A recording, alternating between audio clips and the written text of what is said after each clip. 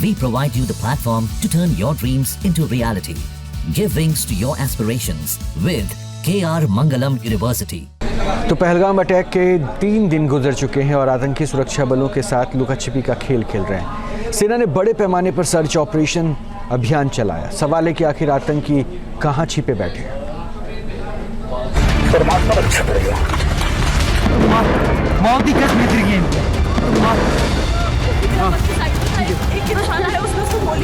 यहाँ पे बोला कि शायद उसने किया, उसने उसको गोली मार दी। नहीं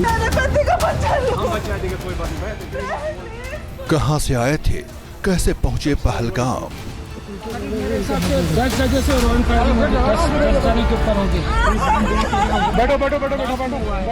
बेगुनाहों पर बरसाई गोलियां, कैसे भागे, कहां छिपे? जमीन खा गया या आसमान? 10 मिनट तक कोहराम मचाया, 10 मिनट में धर्म पूछा, चुन चुन कर मारा और 10 मिनट में ही गायब हो गए शैतान।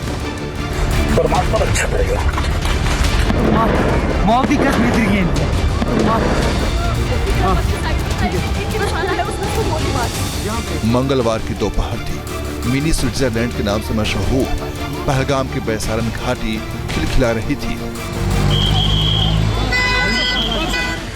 लेकिन कौन जानता था खूबसूरत वादियों से शैतान निकलेंगे, घाटी को लहूलुहान करेंगे और वादियों में ही गायब हो जाएंगे। बाईसरन का जो बाईसरन की वादी जो है इसी जगह पे मौजूद है। ये जो आप जंगल देख सकते हो, ये जो घने जंगल आपको नजर आएंगे, यही से जो आतंकी है वो यहाँ पे आए थे, तो बाद में यहाँ पे जो है अंधाधुंध फायरिंग की है। काफी ज्यादा टूरिस्ट थे, काफी ज्यादा लोग यहाँ पे जमा थे उस टाइम और काफी ज्यादा अच्छा माहौल था। लेकिन जब आतंकियों ने यहाँ अंधाधुंध फायरिंग की है तो उसके बाद जो माहौल है वो बिल्कुल चेंज हुआ है। सूत्रों के मुताबिक हमलावर आतंकियों की संख्या 6 से 7 थी। 4 आतंकी मैदान में पहुंचकर पर्यटकों के सामने अंधाधुंध गोलियां बरसा रहे थे, जबकि 2 से 3 आतंकी सुरक्षा बलों पर नजर रख रहे थे और वे जंगल से ही फायरिंग कर रहे थे। इन आतंकियों के पास M4 कार्बाइन और AK-47 जैसे बंदूकें थी, जो इन्हें पाकिस्तान में लश्कर के आकाओं से मिली थी और जिन्हें ISI ने मुहैया करवाए थे। जहां से निकलकर आतंकियों ने हमला किया था, उसी जंगल में आतंकी गायब भी हो गए। जंगल से गुजरने वाला रास्ता पहाड़ों से होते हुए त्राल और किश्तवाड़ से कनेक्ट होता है। सूत्रों के मुताबिक आतंकी त्राल के जंगलों से होते हुए बैसारन घाटी में पहुंचे होंगे। पहलगाम से त्राल का सड़क से रास्ता करीब 55 किलोमीटर है, लेकिन जंगल के रास्ते ये दूरी महज 20 किलोमीटर ही रह जाती है। आतंकियों ने इसी का फायदा उठाया, उसी रास्ते को आने के लिए इस्तेमाल किया और उसी रास्ते का इस्तेमाल भागने के लिए भी किया। सूत्रों के मुताबिक सभी आतंकियों को पाकिस्तान में ट्रेनिंग मिली थी और पहलगाम अटैक में आतंकियों की वो ट्रेनिंग बखूबी काम आई। आतंकियों के लिए ये ट्रेनिंग का हिस्सा है। हमला कैसे करना है, कहां से एंट्री लेनी है, कहां से भागना है और कहां जाकर छिपना है। ये आप देख सकते हो बाईसरन की जो वादी है, ये आप देख सकते हो जंगल जो आपको नजर आएगा।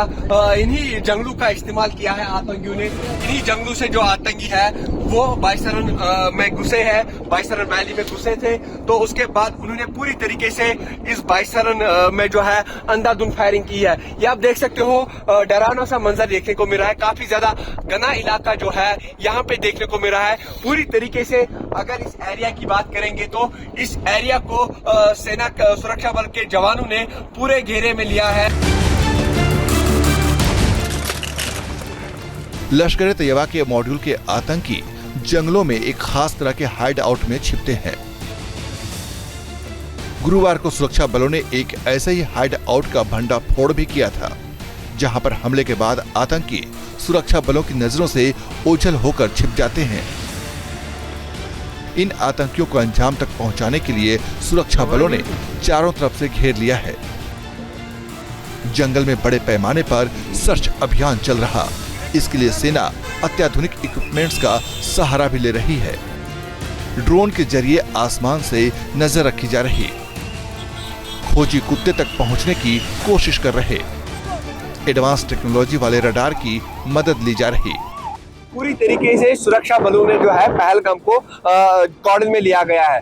लेकिन सूत्रों के मुताबिक ये कहा जाता है कि जिन आतंकवादियों ने बाईसरन में अटैक किया है, तो उसके बाद जो आतंकवादी है वो लिद्रू किनारे किनारे जो है वो आडो वैली तक पहुंच गए हैं। सूत्रों के मुताबिक ये बताया जा रहा है कि अगर आरो वैली की बात करेंगे तो आरो वैली में इससे भी ये जो घने जंगल जो आप देख सकते हो, इससे भी काफी ज्यादा घने जंगल जो है आरो वैली में देखने को मिल रहा है। सूत्रों के मुताबिक यही कहा जा रहा है कि जिन आतंकवादियों ने हमला किया है तो वो लिद्रू किनारे किनारे जो है वो आडो वैली पहुंच गए हैं। तो सूत्रों के मुताबिक जो है आतंकवादी अभी भी आडो वैली में जो है वहां पे मौजूद है। आडो जंगल की अगर हम बात करेंगे, काफी ज्यादा घना जंगल है वहां पे। उन्हें घने जंगलों में जो है आतंकी इस समय में मौजूद है।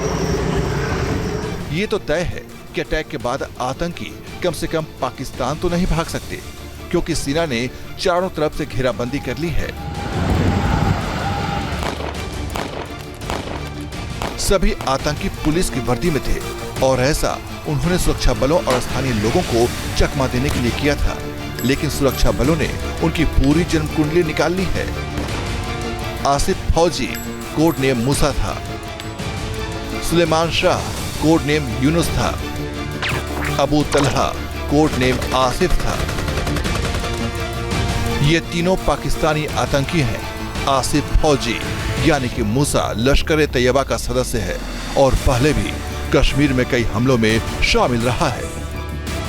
उसके साथ 2 लोकल आतंकवादी भी थे जिन्होंने पाकिस्तान में ट्रेनिंग ली थी और फिर कश्मीर में घुसपैठ की थी। जांच एजेंसियों ने इनकी भी कुंडली निकाल ली है। एक का नाम आसिफ शेख है, दूसरे का नाम आदिल गुल।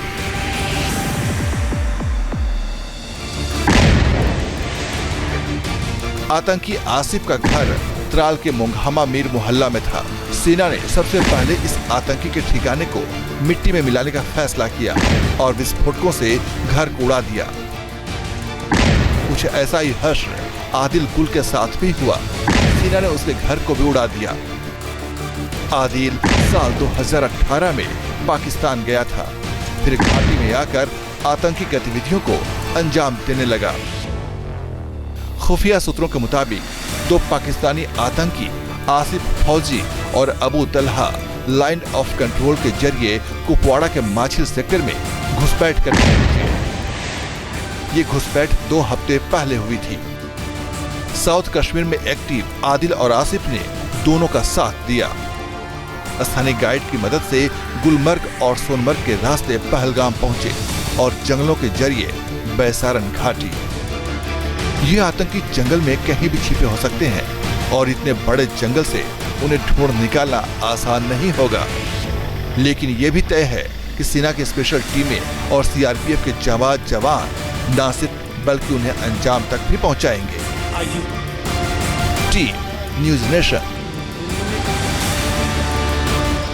न्यूज नेशन अब व्हाट्सएप पर खबरों की ताजा अपडेट के लिए न्यूज नेशन के इस QR कोड को स्कैन करें।